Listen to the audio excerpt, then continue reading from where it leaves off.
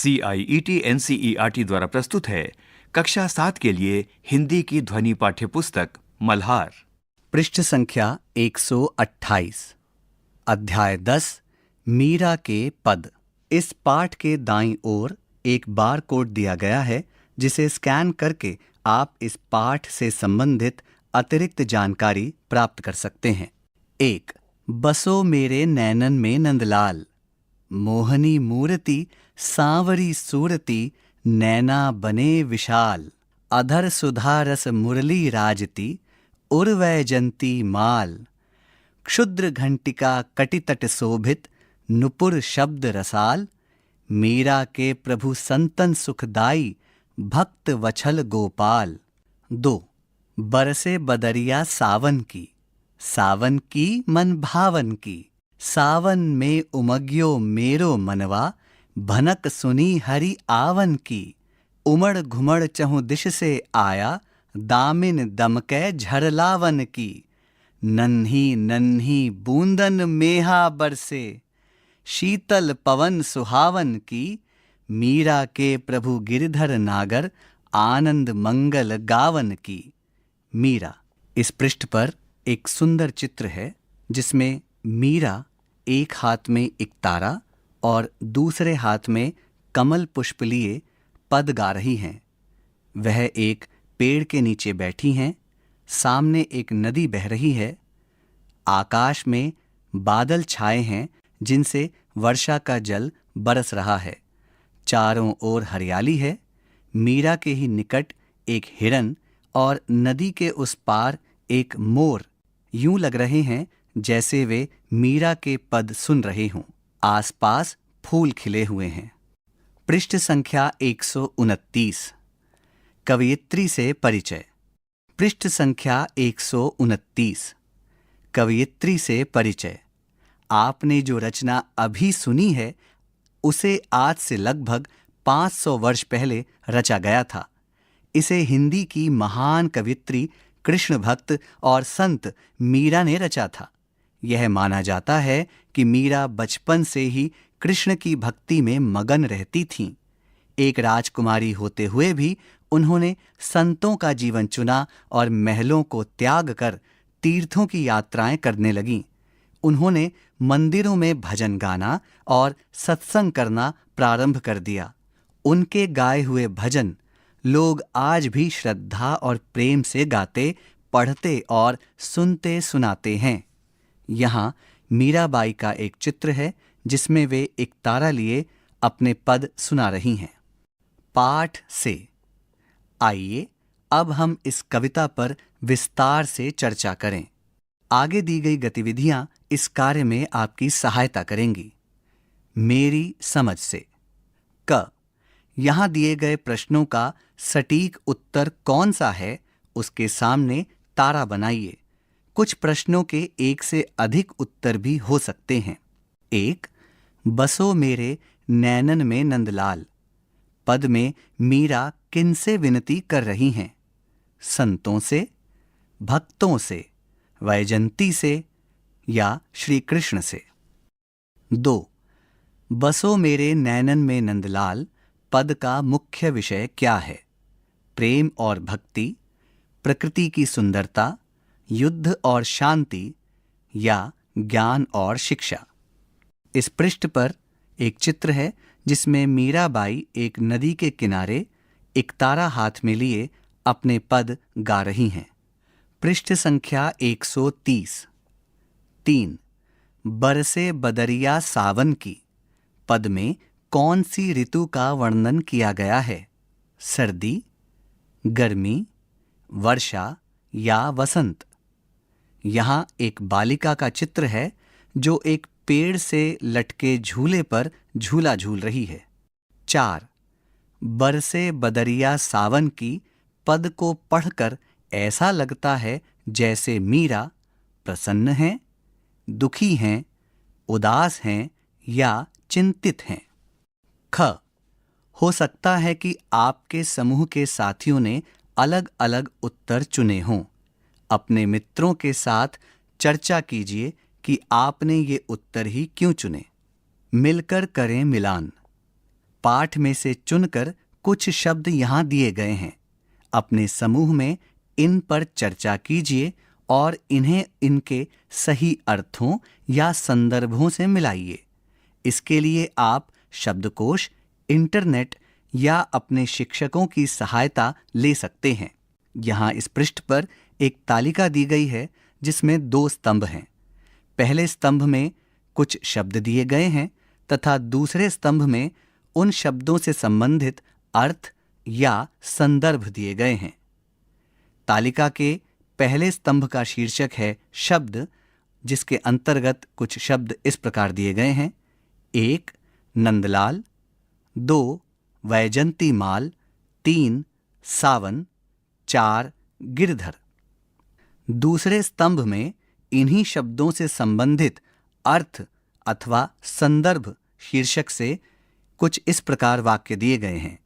1 पर्वत को धारण करने वाले श्री कृष्ण, 2 श्रावण का महीना आषाढ़ के बाद का और भाद्रपद के पहले का महीना, 3 वैजयंती पौधे के बीजों से बनने वाली माला, 4 नंद के पुत्र श्री कृष्ण।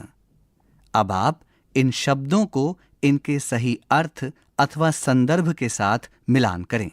पंक्तियों पर चर्चा। पाठ में से चुनकर कुछ पंक्तियां यहाँ दी गई हैं।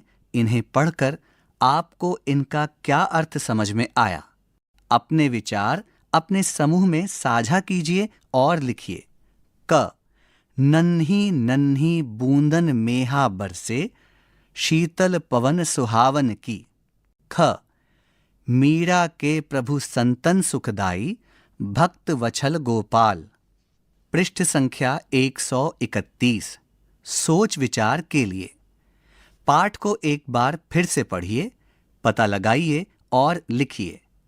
क पहले पद में श्री कृष्ण के बारे में क्या क्या बताया गया है? ख दूसरे पद में सावन के बारे में क्या क्या बताया गया है? यहाँ इस पृष्ठ पर श्री कृष्ण का एक चित्र है जिसमें वे मुरली बजा रहे हैं। कविता की रचना। मीरा के प्रभु संतन सुखदाई, मीरा के प्रभु गिरधर नागर। इन दोनों पंक्तियों पर ध्यान दीजिए। इन पंक्तियों में मीरा ने अपने नाम का उल्लेख किया है। मीरा के समय के अनेक कवि अपनी रचना के अंत में अपने नाम को सम्मिलित कर दिया करते थे। आज भी कुछ कवि अपना नाम कविता में जोड़ देते हैं। आप ध्यान देंगे तो इस कविता में आपको ऐसी अनेक विशेषताएं दिखाई देंगी। जैसे कविता में छोटी छोटी पंक्तियां हैं, श्री कृष्ण के लिए अलग अलग नामों का प्रयोग किया गया है आदि। क इस पाठ को एक बार फिर से पढ़िए और अपने अपने समूह में मिलकर इस पाठ की विशेषताओं की सूची बनाइए। ख अपने समूह की सूची को कक्षा में सबके साथ साझा कीजिए। अनुमान और कल्पना से अपने समूह में मिलकर चर्चा कीजिए। क मान लीजिए कि बादलों ने मीरा को श्री कृष्ण के आने का संदेश सुनाया है। आपको क्या लगता है कि उन्होंने क्या कहा होगा? कैसे कहा होगा? ख यदि आपको मीरा से बातचीत करने का अवसर मिल जाए तो आप उनसे क्या क्या कहेंगे और क्या क्या पूछेंगे? यहाँ इस पृष्ठ पर एक बादल का चित्र है जिससे जल बरस रहा है। शब्दों के रूप। अगले पृष्ठ पर शब्दों से जुड़ी कुछ गतिविधियां दी गई हैं। इन्हें करने के लिए आप शब्दकोश, अपने शिक्षकों और साथियों की सहायता भी ले सकते हैं। पृष्ठ संख्या 132। क मोहिनी मूर्ति, सांवरी सूरती, नैना बने विशाल। इस पंक्ति में शब्द सांवरी को रेखांकित किया गया है। इस पंक्ति में सांवरी शब्द आया है। इसके स्थान पर अधिकतर सांवली शब्द का प्रयोग किया जाता है। इस पद में ऐसे कुछ और शब्द हैं जिन्हें आप कुछ अलग रूप में लिखते और बोलते होंगे। यहाँ ऐसे ही कुछ अन्य शब्द दिए गए हैं। इन्हें आप जिस रूप में बोलते लिखते हैं उस तरह से लिखिए। ये शब्द इस प्रकार हैं: नैनन, शोभित, भक्त वछल, बदरिया, मेरो मनवा, आवन, दिश, मेहा। इन सभी शब्दों के साथ रिक्त स्थान दिया गया है। इस प्रकार आप इन शब्दों को जिस रूप में बोलते लिखते हैं उस तरह से इन रिक्त स्थानों में लिखिए। शब्द से जुड़े शब्द। यहाँ दिए गए स्थानों में श्री कृष्ण से जुड़े शब्द पाठ में से चुनकर लिखिए। यहाँ 6 रिक्त स्थान वाले कोष्ठक दिए गए हैं। एक मुख्य शब्द श्री कृष्ण पहले से दिया गया है और आपकी सुविधा के लिए श्री कृष्ण से संबंधित एक शब्द मुरली पहले से अंकित है। अब आप अन्य 6 रिक्त स्थानों में श्री कृष्ण से जुड़े शब्द पाठ में से चुनकर लिखिए। पंक्ति से पंक्ति। यहाँ स्तंभ 1 और स्तंभ 2 में कुछ पंक्तियां दी गई हैं। मिलती जुलती पंक्तियों को रेखा खींचकर मिलाइए। स्तंभ 1 में दी गई पंक्तियां इस प्रकार हैं। 1. अधर सुधा रस मुरली राजती उर्वैजंती माल। 2. क्षुद्र घंटिका कटितट शोभित नुपुर शब्द रसाल। 3. मीरा के प्रभु संतन सुखदाई भक्त वछल गोपाल। 4. सावन में उमग्यो मेरो मनवा भनक सुनी हरि आवन की। 5. उमड़ घुमड़ चहु दिश से आया दामिन दमकै झर लावन की। स्तंभ 2। स्तंभ 2 के अनुसार जो पंक्तियां हैं वे इस प्रकार हैं। 1. चारों दिशाओं से बादल उमड़ घुमड़ कर बरस रहे हैं, बिजली चमक रही है, वर्षा की झड़ी लग गई है। 2. होठों पर सुरीली धुनों से भरी हुई बांसुरी और सीने पर वैजयंती माला सजी हुई है। 3. सावन के महीने में मेरे मन में बहुत सी उमंगें उठ रही हैं क्योंकि मैंने श्री कृष्ण के आने की चर्चा सुनी है। 4. हे मीरा के प्रभु, तुम संतों को सुख देने वाले हो और अपने भक्तों से स्नेह करने वाले हो। 5. कमर पर छोटी छोटी घंटियां सजी हुई हैं और पैरों में बंधे हुए नुपुर मीठी आवाज में बोल रहे हैं। पृष्ठ संख्या 133। कविता का सौंदर्य। बरसे बदरिया सावन की। इस पंक्ति में बरसे बदरिया को रेखांकित किया गया है। इस पंक्ति में रेखांकित शब्दों पर ध्यान दीजिए। क्या आपको कोई विशेष बात दिखाई दी? इस पंक्ति में बरसे और बदरिया दोनों शब्द साथ साथ आए हैं और दोनों ब वर्ण से शुरू हो रहे हैं। दूसरे शब्दों में कहें तो इस पंक्ति में ब वर्ण की आवृत्ति हो रही है। इस कारण यह पंक्ति और भी अधिक सुंदर बन गई है। पाठ में से इस प्रकार के अन्य उदाहरण ढूंढ कर लिखिए। रूप बदलकर। पाठ के किसी एक पद को एक अनुच्छेद के रूप में लिखिए। उदाहरण के लिए, सावन के बादल बरस रहे हैं या सावन की बदरिया बरसती है आदि। मुहावरे। बसो मेरे नैनन में नंदलाल। नैनों या आंखों में बस जाना एक मुहावरा है। जब हमें कोई व्यक्ति या वस्तु इतनी अधिक प्रिय लगने लगती है कि उसका ध्यान हर समय मन में बना रहने लगता है, तब हम इस मुहावरे का प्रयोग करते हैं। जैसे, उसकी छवि मेरी आंखों में बस गई। ऐसा ही एक अन्य मुहावरा है, आंखों में घर करना। यहाँ आंखों से जुड़े कुछ और मुहावरे दिए गए हैं। अपने परिजनों, साथियों, शिक्षकों, पुस्तकालय और इंटरनेट की सहायता से इनके अर्थ समझिए और इनका वाक्यों में प्रयोग कीजिए। 1. आंखों का तारा। 2. आंखों पर पर्दा पड़ना। 3. आंखों के आगे अंधेरा छाना। 4. आंख दिखाना। 5. आंख का कांटा। 6. आंखें फेरना। 7. आंख भर आना। 8. आंखें चुराना। 9. आंखों से उतारना। 10.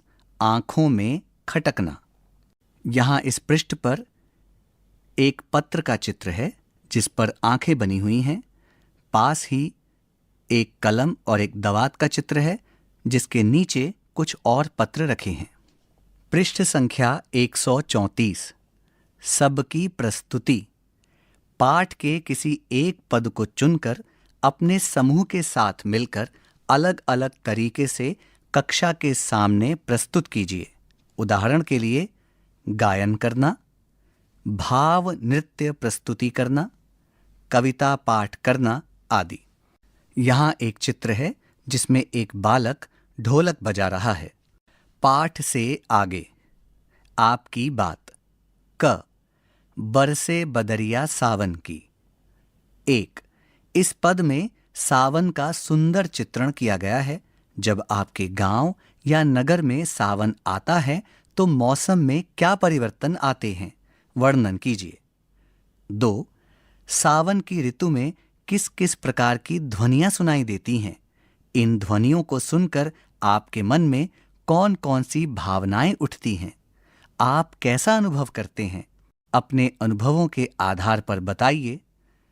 उदाहरण के लिए बिजली के कड़कने या बूंदों के टपकने की ध्वनियां। 3। वर्षा ऋतु में आपको कौन कौन सी गतिविधियां करने या खेल खेलने में आनंद आता है? 4। सावन के महीने में हमारे देश में अनेक त्योहार मनाए जाते हैं। आपके घर, परिसर या गांव में सावन में कौन कौन से त्योहार मनाए जाते हैं? किसी एक के विषय में अपने अनुभव बताइए। ख बसो मेरे नैनन में नंदलाल। इस पद में मीरा श्री कृष्ण को संतों को सुख देने वाला और भक्तों का पालन करने वाला कहती हैं। 1। क्या आपके जीवन में कोई ऐसा व्यक्ति है जो सदैव आपकी सहायता करता है और आपको आनंदित करता है? विस्तार से बताइए। 2। कवयित्री ने पाठ में नूपुर और क्षुद्र घंटिका जैसे उदाहरणों का प्रयोग किया है। किसी का वर्णन करने के लिए हम केवल बड़ी बड़ी ही नहीं बल्कि उससे जुड़ी छोटी छोटी बातें भी बता सकते हैं। आप भी अपने आसपास के किसी व्यक्ति या वस्तु का वर्णन करते हुए उससे जुड़ी छोटी छोटी बातों पर ध्यान दीजिए और उन्हें लिखिए। पृष्ठ संख्या 135। विशेषताएं। मोहनी मूर्ति, सांवरी सूरती, नैना बने विशाल। क इस पंक्ति में कवयित्री ने श्री कृष्ण की मोहनी मूरत, सांवरी सूरत और विशाल नैनों की बात की है। आपको श्री कृष्ण की कौन कौन सी बातों ने सबसे अधिक आकर्षित किया? ख किसी व्यक्ति या वस्तु का कौन सा गुण आपको सबसे अधिक आकर्षित करता है? क्यों? अपने जीवन से जुड़े किसी व्यक्ति या वस्तु के उदाहरण से बताइए। ग हम सबकी कुछ विशेषताएं बाह्य तो कुछ आंतरिक होती हैं। बाह्य विशेषताएं तो हमें दिखाई दे जाती हैं, लेकिन आंतरिक विशेषताएं व्यक्ति के व्यवहार से पता चलती हैं। आप अपनी दोनों प्रकार की विशेषताओं के दो दो उदाहरण दीजिए। यहाँ इस पृष्ठ पर एक चित्र है जिसमें एक लड़की एक महिला को फूलों का गुलदस्ता दे रही है। मधुर ध्वनियां। अधर सुधा रस मुरली राजती, उर्वैजंती माल, क्षुद्र घंटिका कटितट शोभित, नुपुर शब्द रसाल। इन पंक्तियों में 3 ऐसी वस्तुओं के नाम आए हैं जिनसे मधुर ध्वनियां उत्पन्न होती हैं। उन वस्तुओं के नाम पहचानिए और उन्हें रेखांकित कीजिए। आगे मधुर ध्वनियां उत्पन्न करने वाले कुछ वाद्य यंत्रों के विषय में पहेलियां दी गई हैं।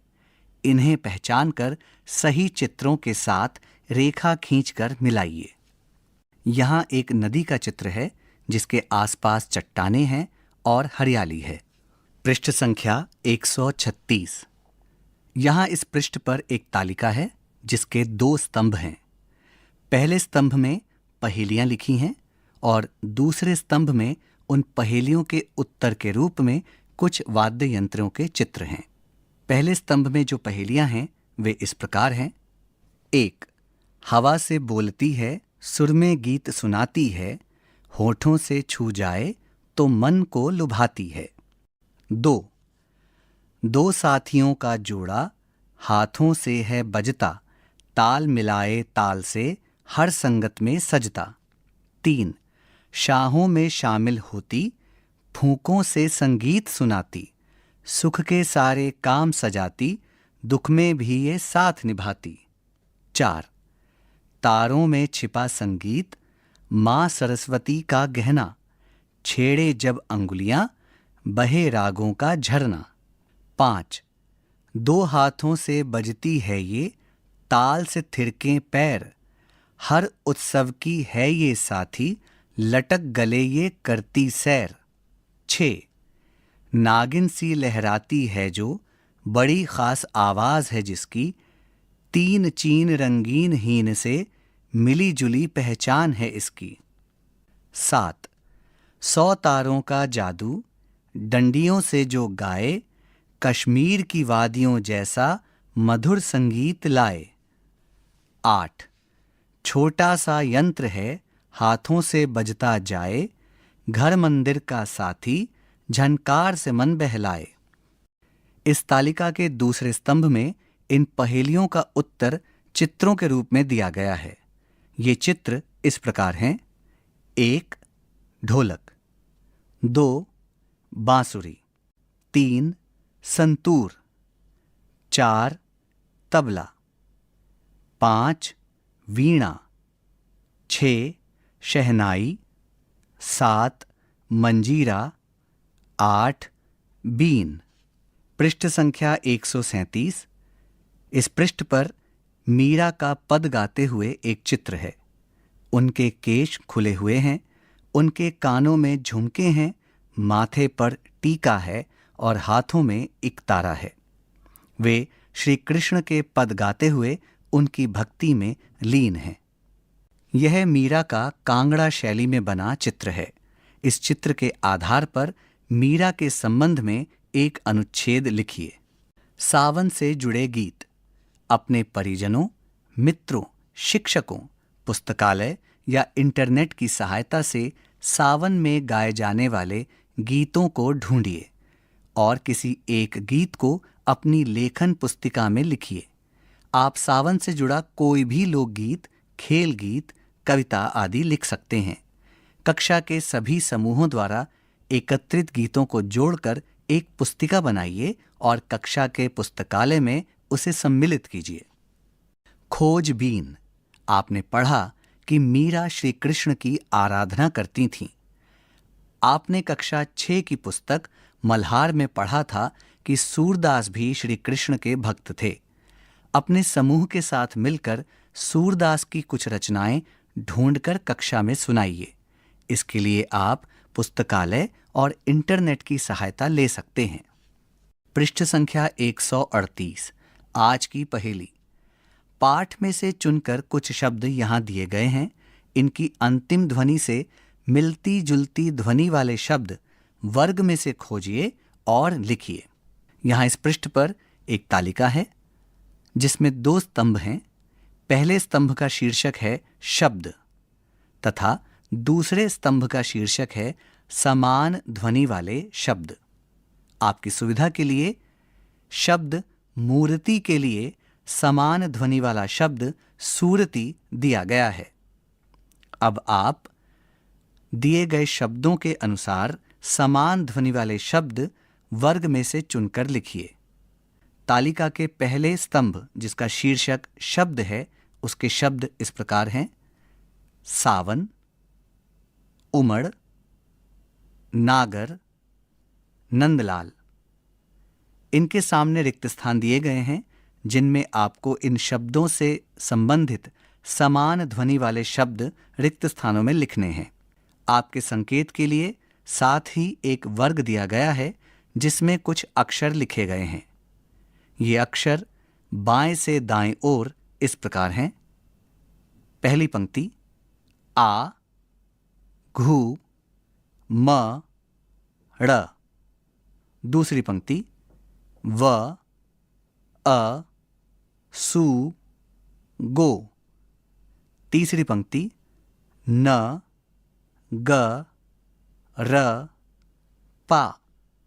चौथी पंक्ति सो, भी, ती, ल। खोजबीन के लिए यहाँ दी गई इंटरनेट कड़ियों का प्रयोग करके आप कवयित्री मीरा के बारे में और जान समझ सकते हैं। मीरा, इनसे संबंधित एक YouTube लिंक दिया गया है जो इस प्रकार है https://www.youtube.com/watch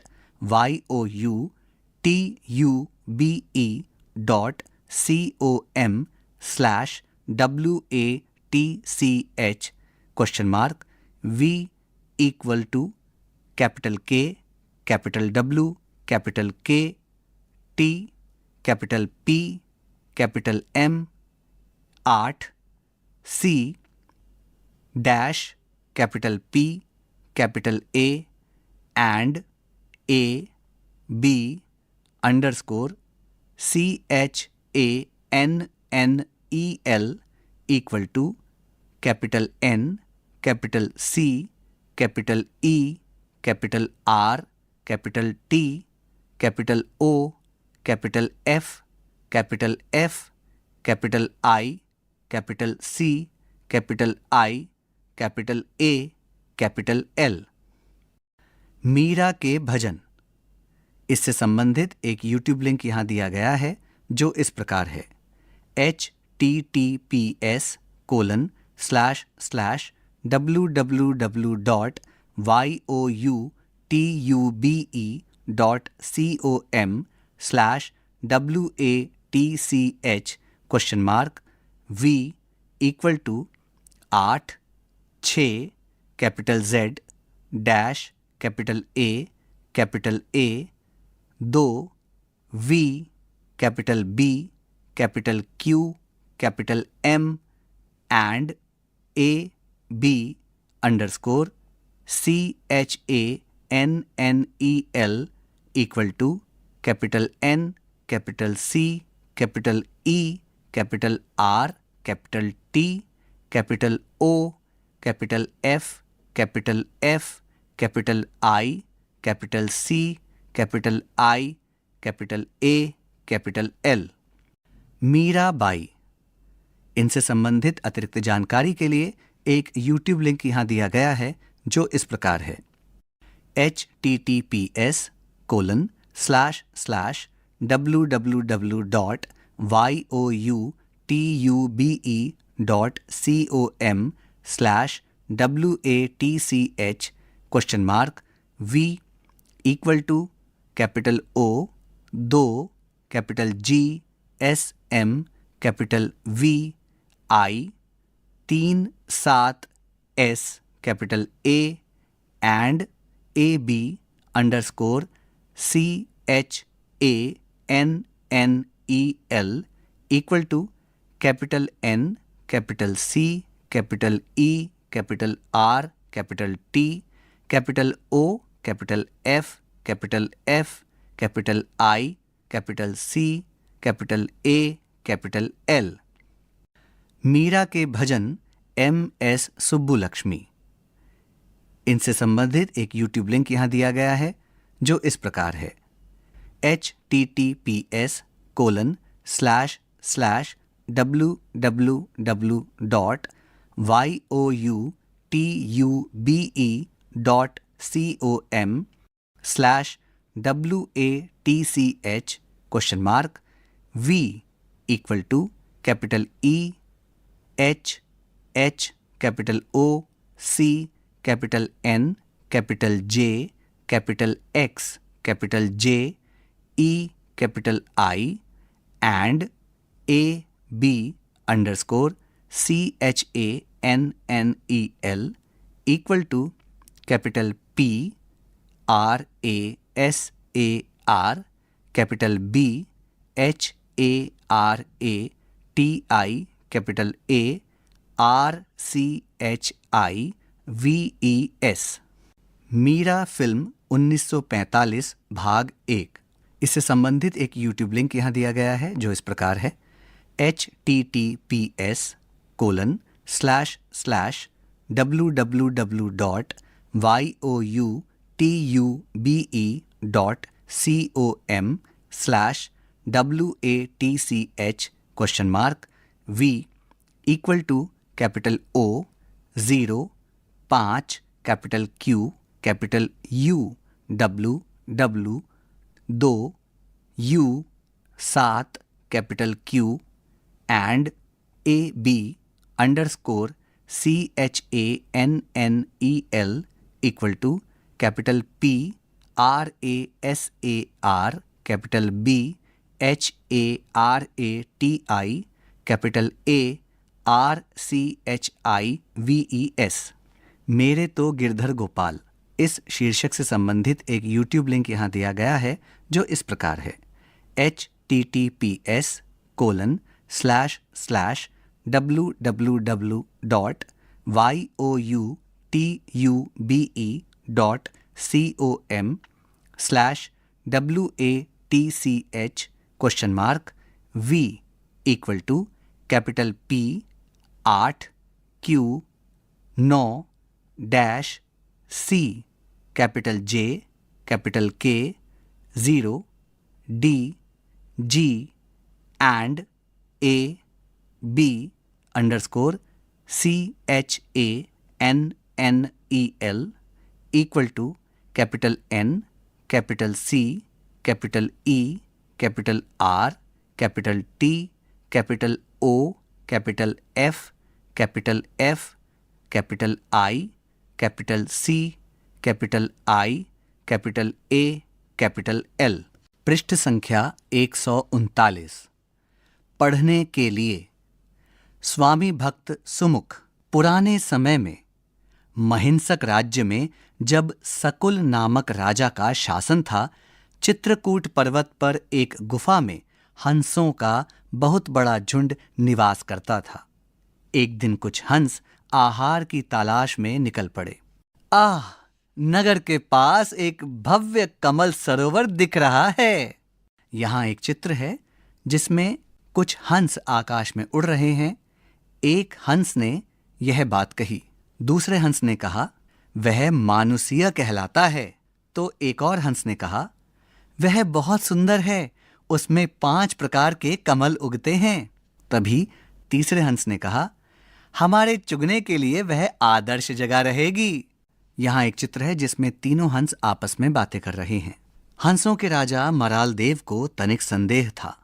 नहीं, हमें चित्रकूट का अपना क्षेत्र नहीं छोड़ना चाहिए।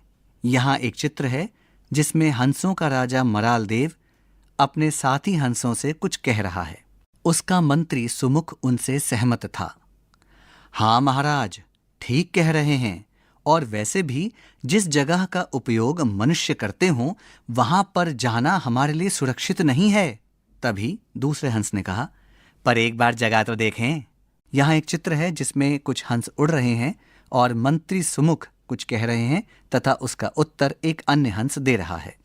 जब हंसों की टोली ने जोर डाला, ठीक है, अगर इसी में तुम सबकी खुशी है तो हम तुरंत वहां जाएंगे। यहाँ एक चित्र है जिसमें हंसों का राजा बाकी हंसों से कुछ कह रहा है। हंस टोली मानुषीय सरोवर की ओर उड़ चली। नगर के पास एक भव्य कमल सरोवर दिख रहा है। यहाँ एक चित्र है जिसमें हंस उड़ रहे हैं और एक हंस ने इस प्रकार कहा। पृष्ठ संख्या 140। चूंकि अनेक पक्षी उस सरोवर पर आते जाते थे, इसलिए शिकारियों का वह मनपसंद स्थान बन गया था। जब हंस टोली सरोवर पर उतरी तो हंसों के राजा के पांव आखेटक के जाल में फंस गए। यहाँ बाईं ओर एक चित्र है जिसमें उड़ते हुए हंस धरती पर उतर आए हैं। यहाँ दाईं ओर एक चित्र है जिसमें हंसों के राजा का पैर शिकारी के जाल में फंस गया है। ओह, मैं तो फंस गया, हंसों के राजा ने कहा। अगर मैं अभी ही चिल्ला पड़ा तो मेरे साथी बिना कुछ चुगे ही उड़ जाएंगे। बेचारे, यहाँ पहुँचने के लिए उन्होंने कितनी लंबी उड़ान भरी है। जाल में फंसे हुए राजा हंस ने यह बात सोची। यहाँ एक चित्र है जिसमें राजा हंस एक जाल में फंसा हुआ है और वह सोच रहा है और चुपचाप ही अपने पांव छुड़ाने का प्रयास करने लगा।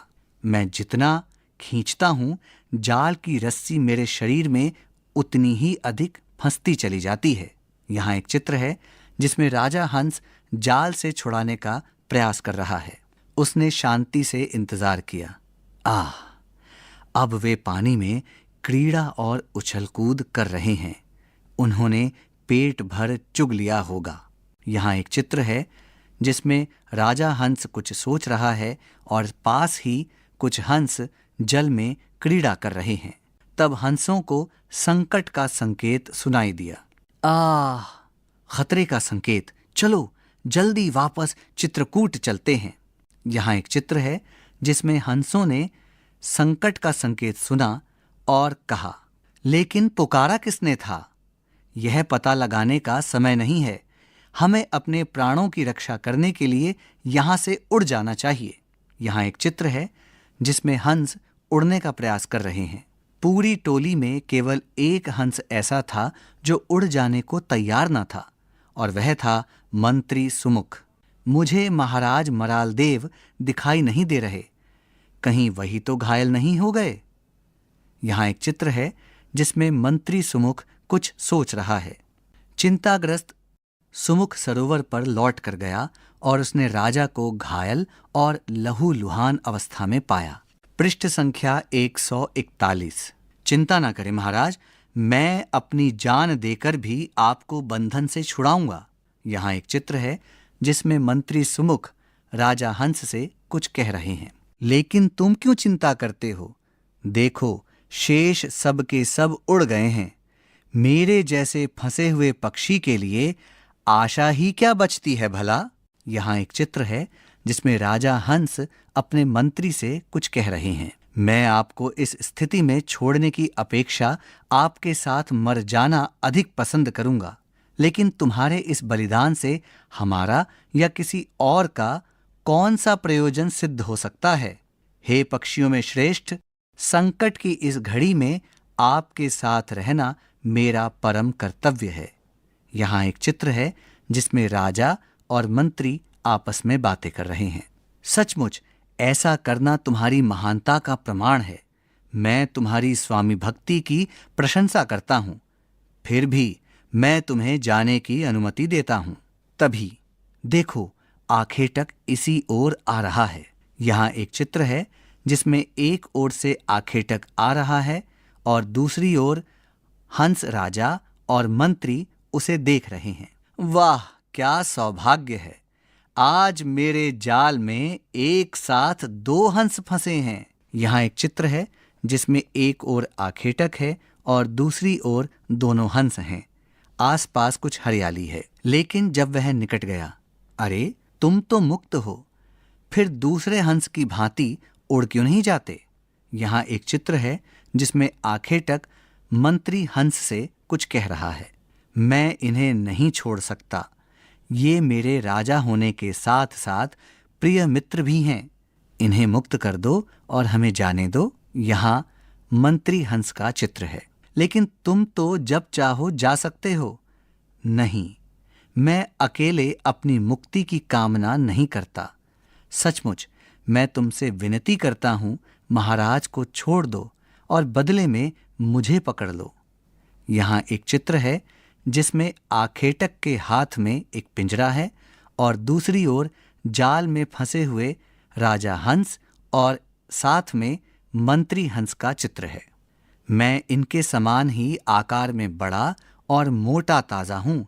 इनके स्थान पर अगर तुम मुझे पकड़ लो तो तुम्हें कोई हानि नहीं होगी।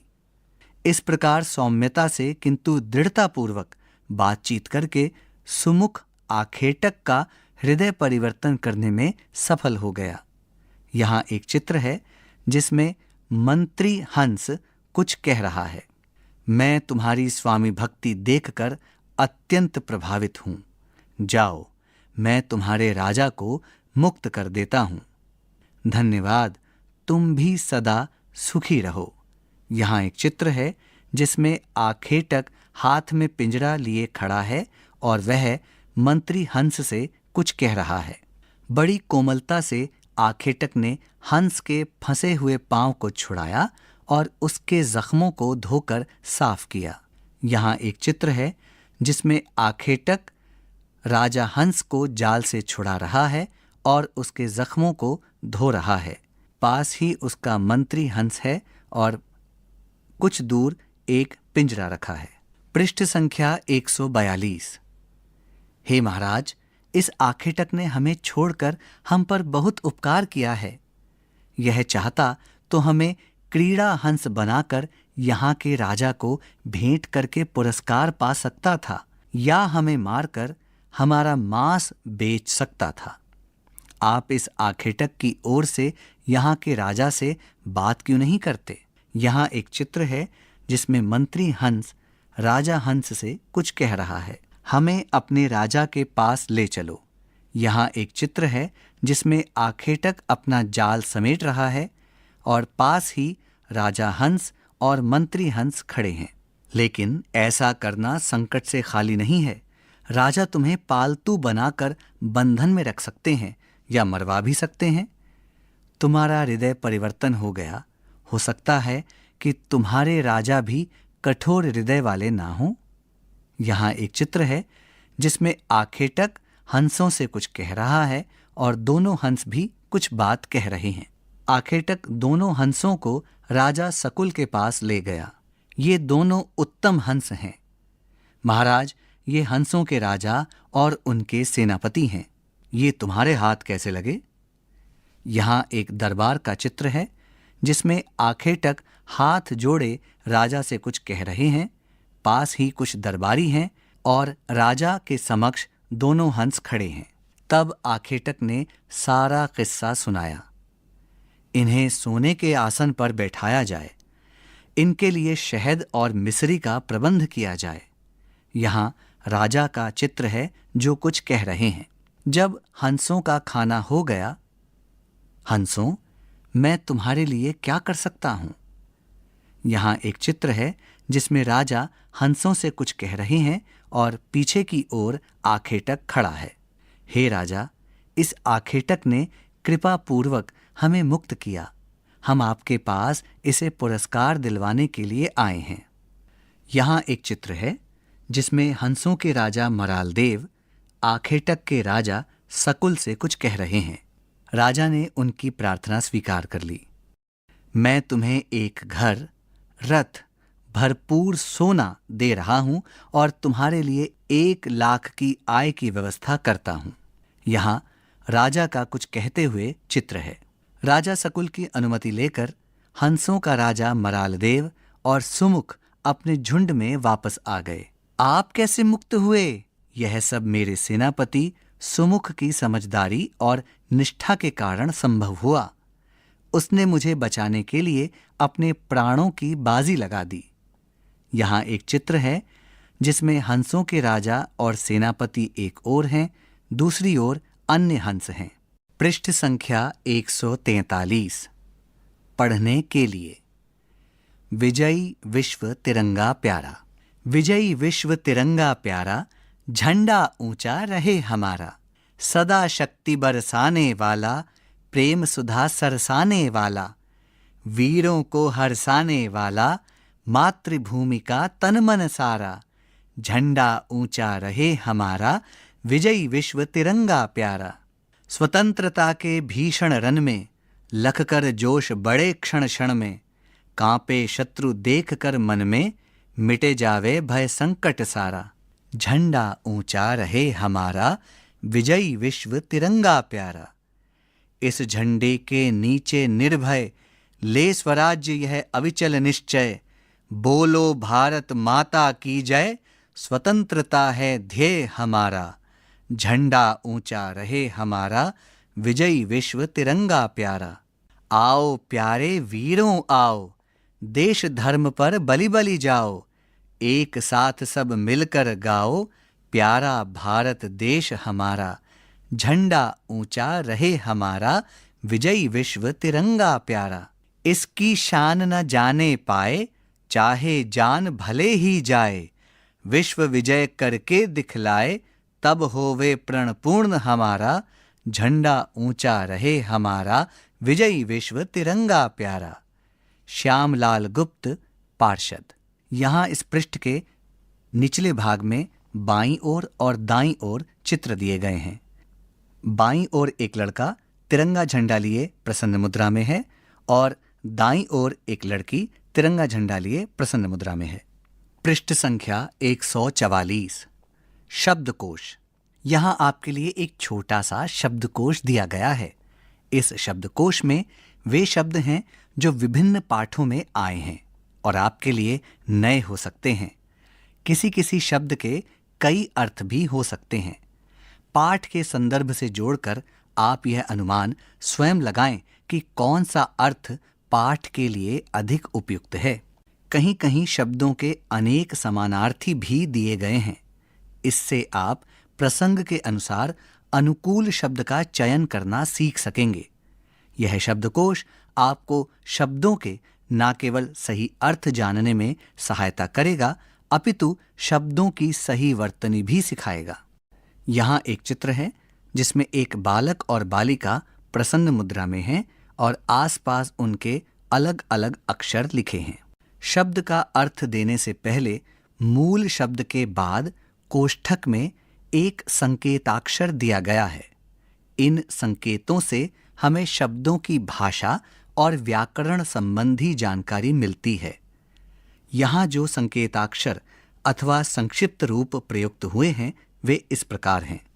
अंग, अंग्रेजी। अ, अव्यय। अ, अरबी।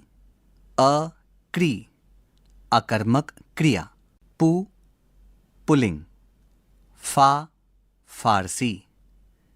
वि, विशेषण। सं, संस्कृत। स, क्री, सकर्मक क्रिया। सर्व, सर्वनाम। स्त्री, स्त्रीलिंग। अब आपको शब्दकोश इस प्रकार दिया गया है जिसमें वर्णों के अनुसार कुछ शब्द दिए गए हैं और उनके समक्ष कुछ अर्थ लिखे गए हैं। अक्षर अ, शब्द है अकाल। पुल्लिंग, संस्कृत। अर्थ है सूखा, अयोग्य या अनियत काल, कुसमय, अनवसर, परमात्मा। शब्द है अदृश्य। विशेषण संस्कृत। अर्थ है जो दिखाई न दे, जो देखा ना जा सके, अगोचर, लुप्त, गायब। शब्द है अधर। विशेषण संस्कृत।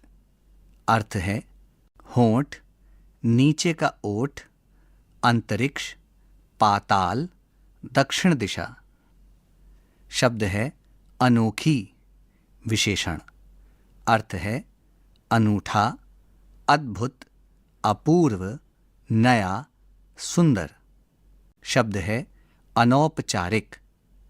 विशेषण संस्कृत। अर्थ है नियम आदि का पालन ना किया गया हो। शब्द है अभिवादन। पुल्लिंग, संस्कृत। अर्थ है प्रणाम करना, छोटे की ओर से बड़े को नमस्कार, स्तुति। शब्द है असफल। विशेषण संस्कृत। अर्थ है विफल, नाकामयाब। शब्दकोश में अगला वर्ण है आ। आ से संबंधित शब्द इस प्रकार हैं। शब्द है आखेटक। पुल्लिंग, संस्कृत। अर्थ है शिकारी, शिकार। शब्द है आग्रही। विशेषण संस्कृत। अर्थ है आग्रह करने वाला। शब्द है आजीविका। स्त्रीलिंग, संस्कृत। अर्थ है रोजगार, रोजी, धंधा। शब्द है आमोद। पुल्लिंग, संस्कृत। अर्थ है हर्ष, प्रसन्नता, खुशी, बिखेरने और फैलने वाली सुगंध, सुरभि। शब्द है आवन। पुल्लिंग। अर्थ है आगमन। पृष्ठ संख्या 145। शब्द है आवरण। पुल्लिंग संस्कृत, अर्थ है ढकना, छिपाना, घेरना, ढक्कन, पर्दा, बचाव, ढाल, चाहर दीवारी। शब्द है आवेश। पुल्लिंग संस्कृत, अर्थ है प्रवेश, दबा लेना, हावी हो जाना, गुस्सा, जोश, घमंड, लगन। शब्द है आश्चर्य। पुल्लिंग संस्कृत, अर्थ है अचरज, अचंभा, विस्मय, अद्भुत रस का स्थायी भाव। शब्द है आश्रय। पुल्लिंग संस्कृत, अर्थ है आधार, विषय, शरण, ठिकाना, घर, सहायता। शब्द है आहत। विशेषण संस्कृत, अर्थ है घायल, आघात किया गया हो, जिस पर प्रहार, मारा हुआ, हटाया। शब्दकोश का अगला वर्ण है उ। शब्द है उपवन। शब्द है उपवन। पुल्लिंग संस्कृत, अर्थ है उद्यान, बगीचा। शब्द है उभय। विशेषण संस्कृत, अर्थ है दोनों, दोनों में से प्रत्येक। शब्द है उमग्यो, स्त्रीलिंग, अर्थ है उमंग, उल्लास, मौज, जोश, उभार, उमड़ा, आकांक्षा। शब्द है उमड़, स्त्रीलिंग, अर्थ है बाढ़, धावा, घिराव। शब्द है उर। विशेषण संस्कृत, अर्थ है हृदय, मन। शब्दकोश का अगला वर्ण है औ। शब्द है औपचारिक। विशेषण संस्कृत, अर्थ है गौण, उपचार संबंधी, दिखाऊ। शब्दकोश का अगला वर्ण है क। शब्द है कटितट। पुल्लिंग संस्कृत, अर्थ है कमर। शब्द है कतार। स्त्रीलिंग अरबी, अर्थ है पंक्ति, पांत, क्रम, सिलसिला, समूह। शब्द है कपोत। पुल्लिंग संस्कृत, अर्थ है कबूतर, पंडुक, चिड़िया। शब्द है कसर। स्त्रीलिंग अरबी, अर्थ है कमी, न्यूनता, घाटा, वैर, विकार। शब्द है काक। पुल्लिंग संस्कृत, अर्थ है कौवा, एक द्वीप, एक माप, कान। शब्द है कुंज। पुल्लिंग संस्कृत, अर्थ है लता आदि से घिरा या ढका हुआ स्थान, हाथी का दांत, नीचे का जबड़ा, गुफा। शब्द है कुढ़न।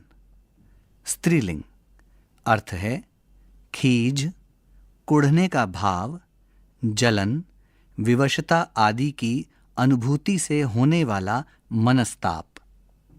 शब्द है कुल। पुल्लिंग संस्कृत, अर्थ है वंश, घराना, गोत्र, समुदाय, श्रेणी, घर, आवास, जनपद, सब, सारा। शब्द है कोकिल। पुल्लिंग संस्कृत, अर्थ है कोयल, अंगारा, एक तरह का सांप। शब्दकोश का अगला अक्षर है क्ष। शब्द है क्षुद्र। विशेषण संस्कृत, अर्थ है नन्हा, छोटा, तुच्छ, खोटा, ओछा। शब्दकोश का अगला अक्षर है ख। शब्द है खंजन। पुल्लिंग संस्कृत, अर्थ है एक प्रसिद्ध छोटी चिड़िया जो मैदानी प्रदेशों में केवल जाड़े में दिखाई देती है, लंगड़ाते हुए चलना। शब्द है खग। पुल्लिंग संस्कृत, अर्थ है पक्षी, सूर्य, ग्रह, वायु, बादल, चंद्रमा, बाण, देवता। शब्द है खता, पुल्लिंग, अर्थ है क्षत, घाव।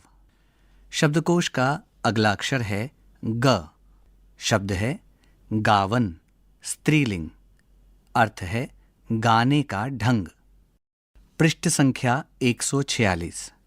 शब्द है गुजारा, पुल्लिंग, फारसी, अर्थ है निर्वाह, रास्ता, घाट, पुल या नाव से नदी पार करना।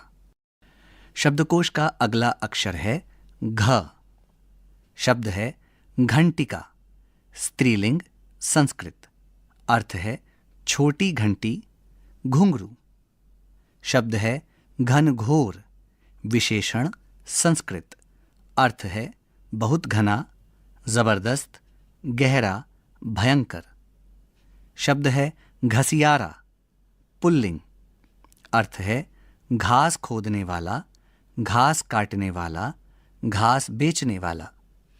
शब्द है घुमड़, अकर्मक क्रिया, अर्थ है बादलों का इधर उधर से आकर जमा होना। शब्दकोश का अगला अक्षर है च। शब्द है चकित, विशेषण, संस्कृत, अर्थ है विस्मित, हैरान, शंकित, घबराया हुआ, भीत। शब्द है चहूं, विशेषण, अर्थ है चारों ओर, चार। शब्द है चातक, पुल्लिंग, संस्कृत, अर्थ है पपीहा, सारंग। कवि संप्रदाय के अनुसार यह पक्षी केवल वर्षा बल्कि स्वाति नक्षत्र में होने वाली वर्षा का जल पीता है। फलतः सदैव बादलों की ओर टकटकी लगाए रहता है। शब्द है चापलूस, विशेषण, फारसी, अर्थ है चाटुकार, खुशामदी। शब्द है चित्त, पुल्लिंग, संस्कृत, अर्थ है अंतःकरण, मन, अंतरिंद्रिय। शब्द है चेटी, स्त्रीलिंग, संस्कृत, अर्थ है दासी, सेविका, सेवा टहल करने वाली स्त्री। शब्दकोश का अगला अक्षर है छ। शब्द है छटा, स्त्रीलिंग, संस्कृत, अर्थ है शोभा, छवि, झलक, दीप्ति, परंपरा, बिजली। शब्द है छुटपन, पुल्लिंग, अरबी, अर्थ है छोटापन, बचपन। शब्दकोश का अगला अक्षर है ज। शब्द है जलाशय, पुल्लिंग, संस्कृत, अर्थ है झील, तालाब, जलाधार, समुद्र। शब्द है जिय, पुल्लिंग, अर्थ है जी, मन, जान, चित्त, जीव। पृष्ठ संख्या 147। शब्दकोश का अगला अक्षर है झ। शब्द है झर, पुल्लिंग, संस्कृत, अर्थ है झरना, सोता, जल प्रवाह की ध्वनि, ज्वाला, आंच, झुंड। शब्द है झलमल, पुल्लिंग, विशेषण, अर्थ है झलमलाने का भाव, अस्थिर झलमलाता हुआ प्रकाश। देख रहे हो क्या लिखा है? झिलमिलाते होना चाहिए ना। शब्द है झुंझलाना, अकर्मक क्रिया, अर्थ है खींचना, चिढ़ना, बिगड़ना। शब्दकोश का अगला अक्षर है ट। शब्द है ट्रैफिक, अंग्रेजी, अर्थ है यातायात। शब्दकोश का अगला अक्षर है ठ। शब्द है ठाठ, पुल्लिंग, अर्थ है शान, सजधज, सितार का तार। शब्दकोश का अगला अक्षर है ढ। शब्द है ढाल, स्त्रीलिंग, संस्कृत, अर्थ है तलवार, भाले आदि के आघात को रोकने का लोहे या गैंडे के चमड़े का बना कछुए की पीठ जैसा एक साधन।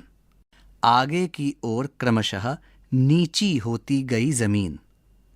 उतार, ढंग, प्रकार। शब्दकोश का अगला अक्षर है त। शब्द है तात, पुल्लिंग, संस्कृत। अर्थ है पिता, आदरणीय व्यक्ति। शब्द है ताप, पुल्लिंग, संस्कृत। अर्थ है गर्मी, ज्वर, दुख, मानसिक व्यथा, आधि, उष्णता।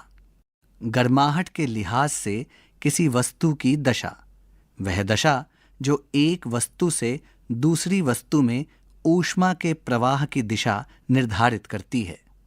शब्द है तालीम, स्त्रीलिंग, अरबी। अर्थ है शिक्षा। शब्द है ताही, सर्वनाम। अर्थ है उसे, उसको। शब्दकोश का अगला अक्षर है द।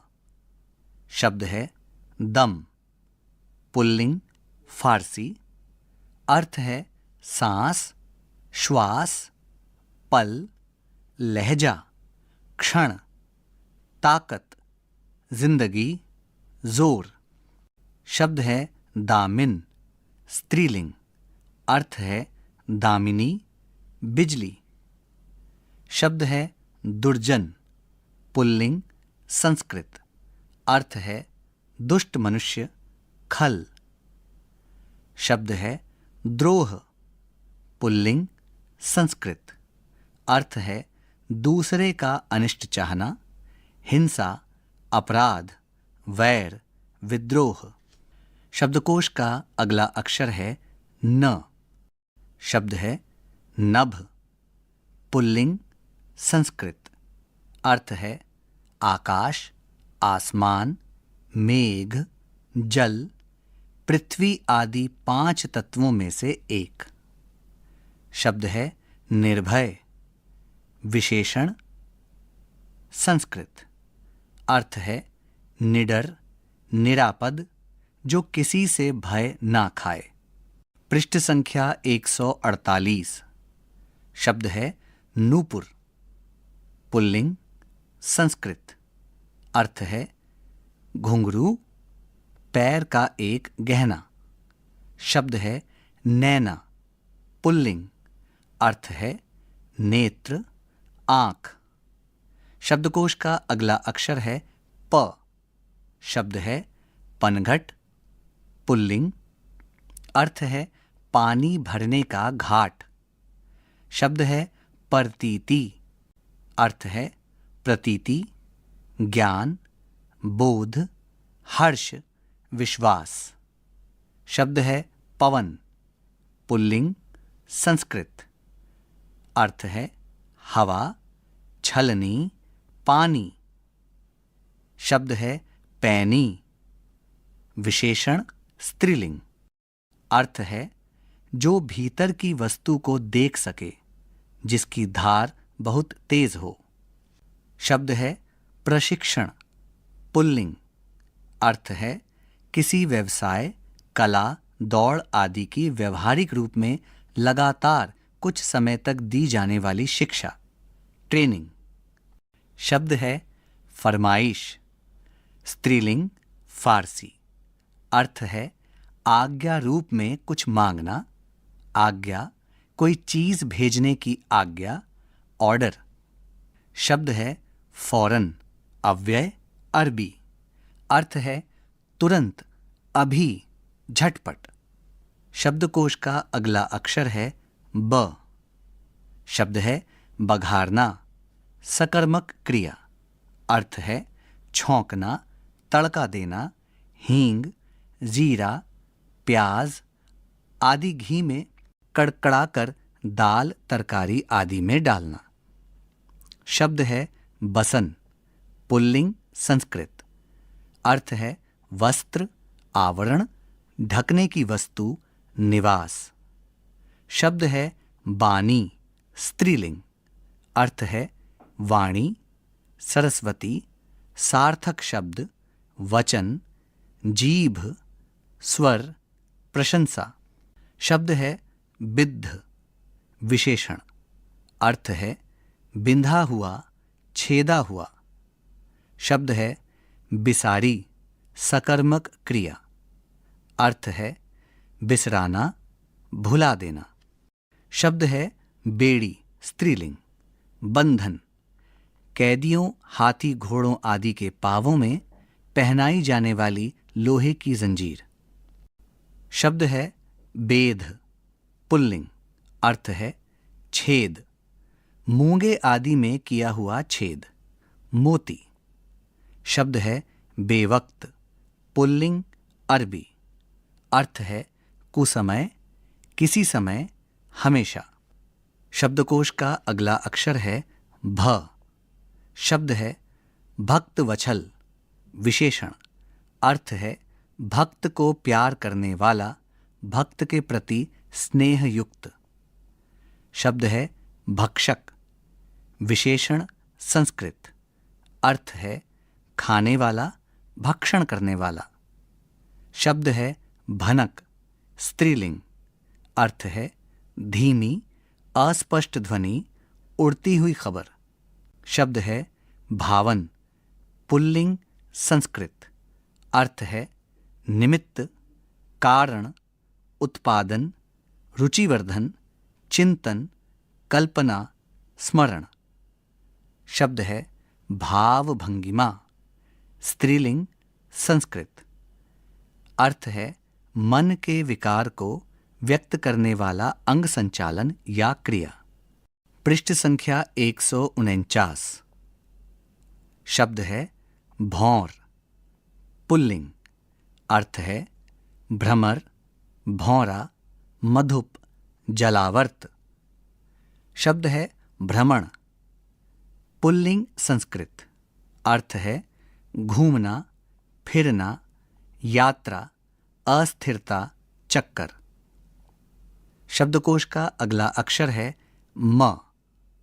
शब्द है मंत्र, पुल्लिंग, संस्कृत, अर्थ है सलाह, राय, गुप्त वार्ता, कान में कही जाने वाली बात, कार्य सिद्धि का गुर, स्त्रीलिंग, समक्ष, बुद्धि।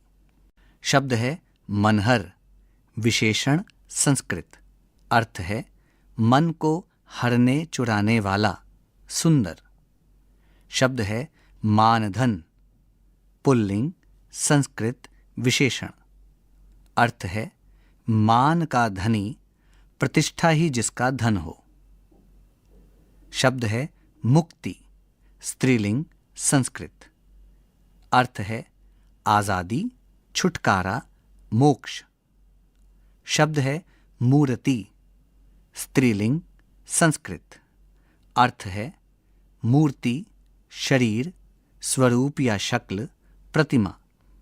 शब्द है मेह, पुल्लिंग, अर्थ है वर्षा, बरसात, झड़ी, पड़ना, बरसना। शब्दकोश का अगला अक्षर है र।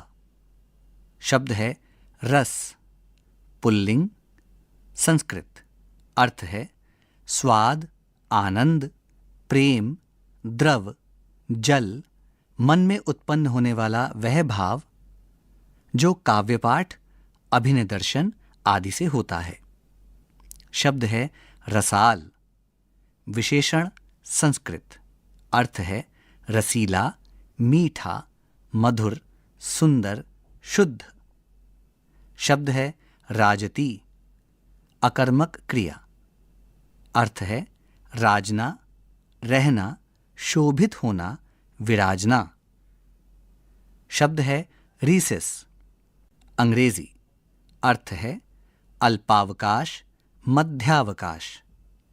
शब्द है रीति, स्त्रीलिंग, संस्कृत, अर्थ है नियम, झरना, टपकना, ढंग, प्रकार, तरीका, चलन। शब्द है रेवड़, पुल्लिंग, अर्थ है भेड़ों का समूह, पशुओं का झुंड, गल्ला। शब्दकोश का अगला अक्षर है ल। शब्द है लहरा, पुल्लिंग।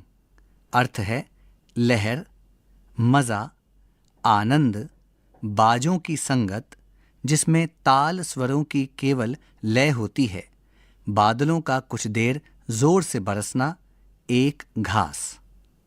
शब्द है लावन, स्त्रीलिंग। अर्थ है लावनी, लावण्य, सुंदरता। शब्दकोश का अगला अक्षर है व। शब्द है वर्ण, पुल्लिंग, संस्कृत। अर्थ है रंग, भेद, अक्षर, शब्द, स्वर। शब्द है वादक, पुल्लिंग, संस्कृत। अर्थ है बजाने वाला, बोलने वाला, शास्त्रार्थ करने वाला। शब्द है विकार, पुल्लिंग, संस्कृत। अर्थ है परिवर्तन, भावना, वासना, क्षोभ, रूप, धर्म आदि स्वाभाविक अवस्था का परिवर्तित होना। शब्द है विचरण, पुल्लिंग, संस्कृत। अर्थ है घूमना फिरना, चलना, भ्रमण करना। शब्द है व्यापक, विशेषण, संस्कृत। अर्थ है सर्वत्र फैला हुआ, दूर तक, जो किसी चीज के सारे विस्तार में हो। पृष्ठ संख्या 149।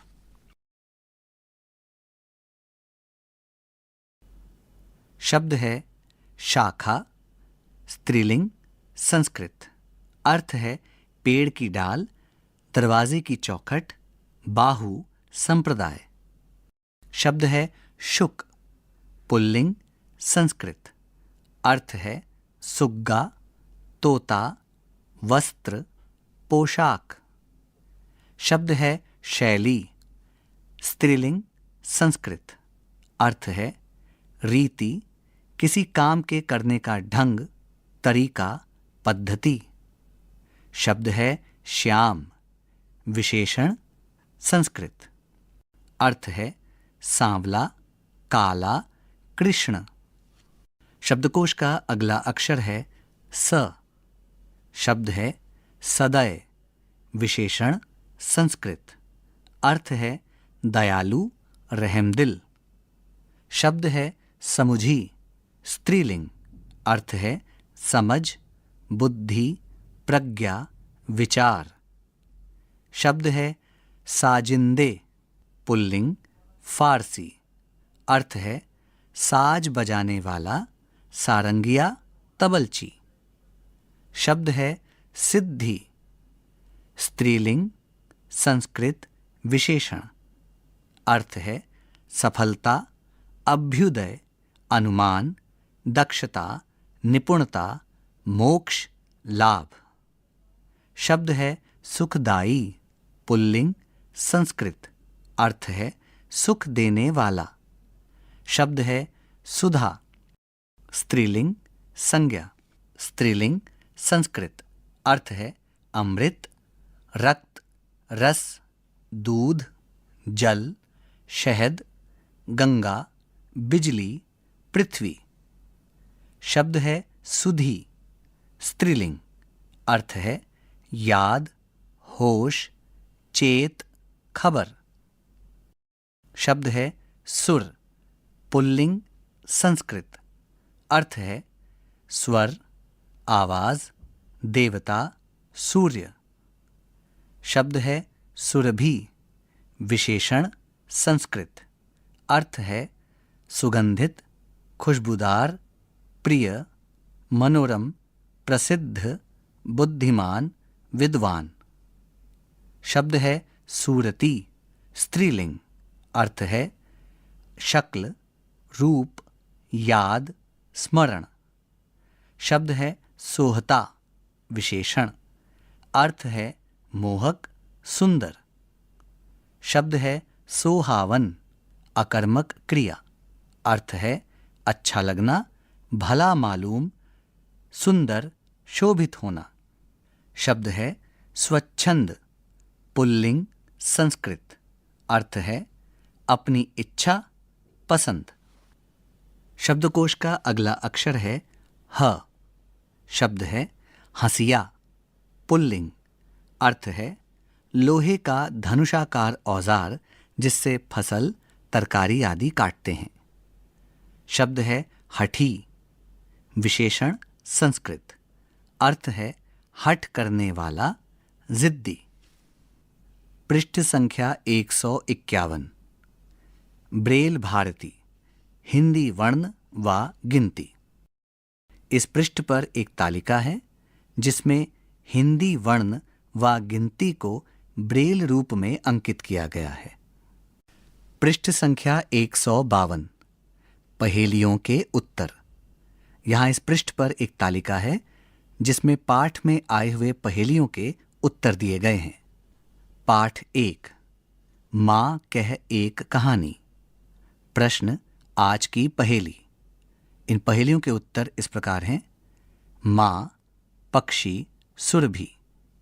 पाठ 2, 3 बुद्धिमान। प्रश्न, आज की पहेली। उत्तर, माँ, पक्षी, सुरभि। पाठ 2, 3 बुद्धिमान। प्रश्न, आज की पहेली। उत्तर, गिरगिट, नीला डिब्बा। पाठ 4, पानी रे पानी। प्रश्न, आज की पहेली। उत्तर, मेह, जलाशय, नीर, अंबु, सर, सरोवर, सलिल, ताल, तटिनी, बारिश, प्रवाहिनी, तरंगिणी। पाठ 5, नहीं होना बीमार। प्रश्न, आज की पहेली। उत्तर, आलू का पराठा, मसाला डोसा, वड़ा पाव, ढोकला, पानी पूरी, मक्के की रोटी, बाटी, रसगुल्ला। पाठ 7, वर्षा बहार। प्रश्न, आज की पहेली।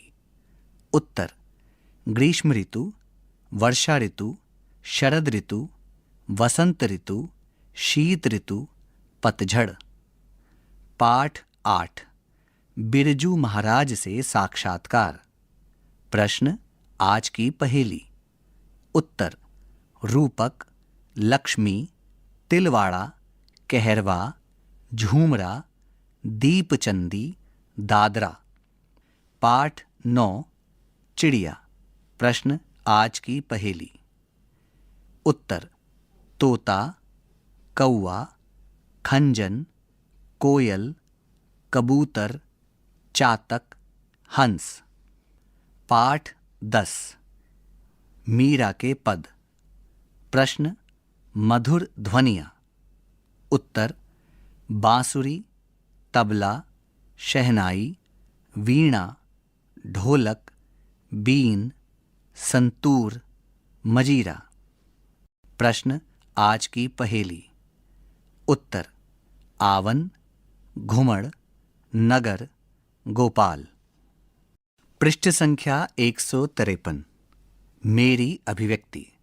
इस पृष्ठ पर इस शीर्षक से संबंधित आप अपने मन की अभिव्यक्ति को रचनात्मक ढंग से लिखिए। पृष्ठ संख्या 154। मेरी अभिव्यक्ति। इस पृष्ठ पर भी आप अपने मन की बातों को इस शीर्षक के अनुसार रचनात्मक ढंग से लिखिए। यहाँ यह अध्याय समाप्त होता है।